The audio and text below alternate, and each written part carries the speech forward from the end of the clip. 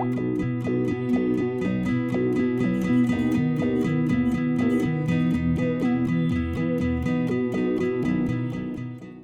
5 juin 2010, Assemblée nationale. Ils ont à peine 10 ans et savent déjà s'exprimer devant un parlement entier.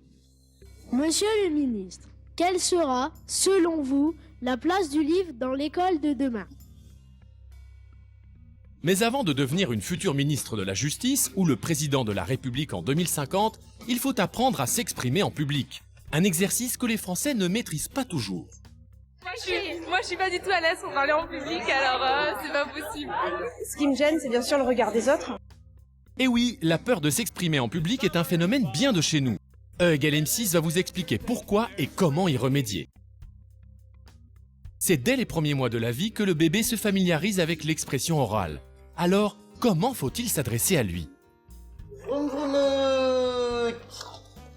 C'est quoi ça, Mathis? C'est la voiture, qu'est-ce qu'il dit, papa? Oui, hein. Tu fais le mignonou à papa? À 14 mois, Mathis est en plein apprentissage du langage. Mais quand on écoute son papa et sa maman, leur approche est très différente. Il lui parle comme s'il avait moins 2 ans. Ah oui, je sais pas, quand je suis avec mon fils, je lui parle comme ça parce que je l'aime. Voilà. Faut lui parler comme un adulte. Voilà. Tu vas chercher tes joujoux? Des jouets. Tu vas chercher des joujoux? Joujou ou jouet? Faut-il gazouiller ou parler avec votre bébé comme un adulte? Réponse avec Christophe Loïc Gérard, neuropsychologue. Je ne dirais pas qu'il faut s'adresser à un enfant qui naît comme un adulte, mais il faut lui utiliser effectivement des phrases construites, des mots qui existent. C'est entre 11 et 13 mois que l'enfant prononce ses premiers mots. À 2 ans, il en connaîtra environ 200 qu'il se sera approprié grâce à un phénomène simple, l'imitation de ses parents. C'est pour cette raison qu'il faut utiliser les mots justes lorsque vous vous adressez à lui. Pour autant, à ce stade, cela ne suffira pas à en faire un bon orateur. Car s'exprimer en public, ça se travaille. Chez nos amis anglo-saxons, c'est même un principe pédagogique. Nous sommes dans une école américaine en banlieue parisienne, l'équivalent d'une classe de CE2.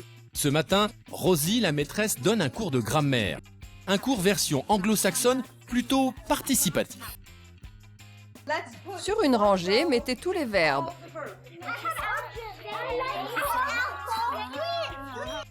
Du bruit, du mouvement, des élèves qui s'expriment. Une ambiance scolaire aux antipodes de celle des écoles françaises. Si j'ai une classe trop calme, je serais en train de me demander s'ils sont vraiment en train d'apprendre. Chez les anglo-saxons, on encourage les enfants à participer. En France, au contraire, on lève la main avant de parler. Mais selon la directrice de cette école américaine, il est impératif de libérer la parole des plus jeunes. C'est important d'apprendre à parler en public quand on est jeune, car l'expérience se construit avec le temps. Plus vous pratiquez, plus votre message est clair, et plus vous irez de l'avant, plus vous aurez confiance en vous. Et vous allez maintenant assister à un cours étonnant. Au programme dès l'entrée en 6e, les classes de débat. Ici, les orateurs en herbe s'entraînent à parler devant un public et face à un contradicteur. Attitude, élocution, rien n'est laissé au hasard. Les élèves tirent un sujet au sort et chacun va défendre son point de vue. Thème du jour, où est-il préférable de s'asseoir dans l'avion ? Je pense que côté hublot, c'est mieux, parce que quand on te donne des gâteaux, qu'est-ce qui se passe? Si le steward les fait tomber, il tombe sur la personne qui est assise à côté de toi et pas sur toi. Côté couloir, c'est bien mieux, parce que quand le chariot de nourriture passe, il est juste à côté de toi et tu prends tous les gâteaux que tu veux. Diction précise, aisance, les gestes viennent appuyer les propos. Ces débatteurs savent captiver leur public. Et ce sont bien ces entraînements qui leur donnent autant de facilité à l'oral. Découvrons maintenant Mila, 11 ans. Cette passionnée de danse se produit souvent devant un public. Mais pour prendre la parole, elle n'est pas très à l'aise. C'est stressant un peu. Les gens, ils te regardent. Dans quelques jours, Mila doit faire une présentation au conseil municipal des enfants de sa ville. Pour se perfectionner, elle va donc prendre un cours particulier avec un professeur en expression orale. Alors Mila, qu'est-ce que tu as envie de me dire, de nous dire? En fait, j'ai été élue. Geste de nervosité, mauvaise diction, souffle court, Mila n'est pas du tout à l'aise. Premier conseil d'Olivier, structurer son discours. Cette histoire, elle pourrait se raconter en 3 temps. Premier, bonjour, je m'appelle, ce que je fais, ce qu'on a réalisé, 3 exemples, et c'est bouclé. Vas-y. Second exercice, la respiration. Souvent, on a tendance à bloquer ici. L'idée, c'est plutôt de se dire que ça peut être un peu souple au niveau du ventre, au niveau des côtes, détendre les épaules. Au début, c'est pas forcément facile. Touche sur mon ventre, regarde. Ça bouge, hein? Faire plusieurs inspirations et expirations rapides à la manière d'un petit chien permet de se détendre et d'avoir une voix plus assurée. Dernier point, l'articulation. Voici un petit jeu que vous connaissez sûrement et qu'il est facile de réaliser en famille. Prononcer des phrases au son répétitif sans perdre sa diction. Belle et table bleue, beau tableau blanc, belle table bleue. Le gros croco croque 4 crabes gras. Ces 3 exercices faciles vont considérablement améliorer la présentation de Mila. Pour la mettre dans les conditions de son oral au conseil municipal, Olivier a réuni une dizaine de ses camarades. Bonjour, je m'appelle Mila et je me suis présentée au conseil municipal d'enfants de Créteil. Verdict, aucun geste parasite, une voix bien posée, Mila est plutôt détendue. Les cours d'expression orale pour enfants et pour adultes sont proposés dans de nombreuses écoles de théâtre. Maintenant, à vous de jouer.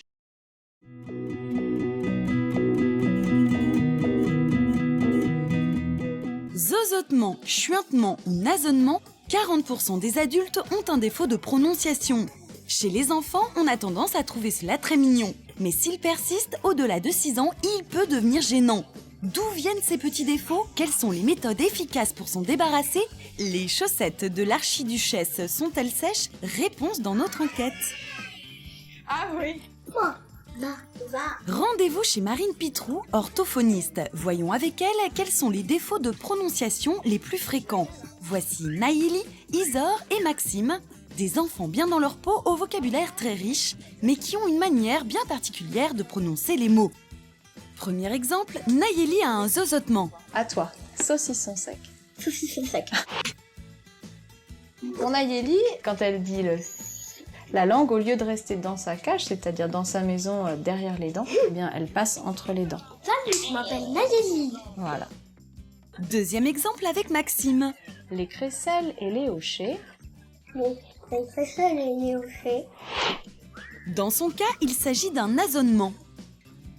Maxime, lui, sa difficulté, c'est que le voile du palais, on le voit sur ce schéma, il est un peu mou, un peu paresseux, et il se ferme pas bien. Ce qui fait que, comme il est toujours un peu ouvert, l'air passe tout le temps par le nez et par la bouche. Dernier cas de figure avec Isor. Isor, sonnaille et tambourin. Sonnaille et tambourin. Pour Isor, il s'agit d'un chuintement. Dans le cas d'Isor, comme sa langue elle danse le rock'n'roll dans la bouche et qu'elle est jamais toute plate, et bien quand elle va dire le son se et le son ze, l'air va passer sur les côtés. Isor. Voilà, il y a une petite déviation ici. Ces défauts d'élocution n'empêchent pas les enfants de parler mais de prononcer correctement certains sons, que l'on appelle des phonèmes. Ils sont composés de lettres ou de syllabes comme le L, E, J ou 1. En français, ils composent les bases du langage.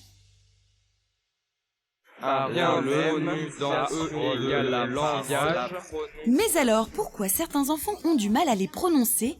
L'un des responsables, le voici. Il faut pas sucer son pouce. Pourquoi il faut pas sucer son pouce? Parce qu'après, nos dents, elles seront comme ça. Et puis surtout, vous apprenez quoi à la langue? Après... À faire des mouvements d'avant en arrière. Les enfants ont souvent tendance à sucer ou téter des objets. C'est ce que l'on appelle un tic de succion. Et lorsqu'ils sucent leur pouce ou tête, leur langue effectue un mouvement unique d'avant en arrière. Or, pour se développer correctement, la langue doit aussi circuler sur les côtés ou de haut en bas. Si on tète trop, la langue devient paresseuse. Or, pour bien prononcer les sons, il va falloir que cette langue et ses 17 muscles soient bien opérationnels pour pouvoir prononcer tous les sons. Pour éviter ce désagrément, habituez votre enfant à retirer l'objet de sa bouche quand il vous parle. Et pour une prononciation sans défaut, il existe des exercices recommandés à tout âge. Ils vont permettre de développer tous les muscles utiles au langage. Premier exercice, le bruit du cheval au galop. Alors cet exercice, est-ce que vous savez à quoi il sert? Il apprend à la langue à se mettre au palais, bravo. Et puis, il envoie au cerveau, à chaque contact avec le palais, le message pour dire c'est là la bonne position de repos, c'est-à-dire complètement collé au palais. Quand vous ne parlez pas, votre langue reste complètement collée au palais, ce qui la tonifie et la stabilise. 2 conditions indispensables à une bonne prononciation. Deuxième exercice, le clown. Un sourire, un bisou. L'exercice du clown, il va travailler les muscles des joues et des lèvres. Ce muscle-là, il sert à bien fermer les lèvres, donc fermer les lèvres pour fermer la bouche. Et ensuite, le bisou, c'est pour que la bouche puisse bien s'ouvrir et puis que ses lèvres, elles soient symétriques et bien musclées. Ah oui, c'est bien comme ça. Vous l'aurez compris, exercer régulièrement la langue, les joues et les lèvres permet d'atténuer les problèmes de prononciation en une année.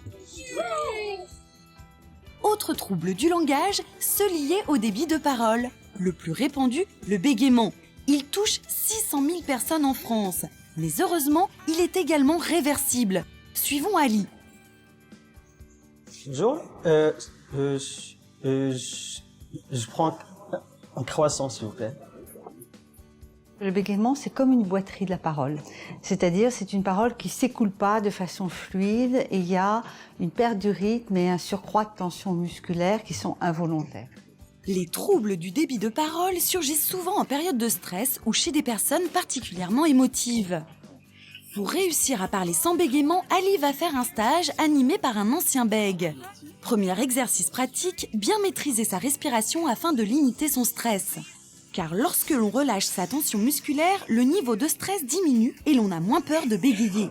Et voici un exercice très étonnant. Utiliser une balle pour rythmer les syllabes comme une canne nous aiderait à rythmer nos pas. Cette balle permet aussi de visualiser le trouble du débit de parole et de le surmonter. Ton bégaiement, c'est la balle. Donc tu détruis ton bégaiement. Un exemple. Je ne veux plus bégayer. Je ne veux plus bégayer. En 3 jours de stage, les progrès d'Ali sont étonnants. On peut donc parvenir à contrôler son bégaiement. Très bien. Qu'il soit de débit ou de prononciation, les troubles de la parole sont donc réversibles. Traités dès l'enfance, 3 enfants sur 4 arrivent à les éliminer définitivement. Ça, c'est sur ça.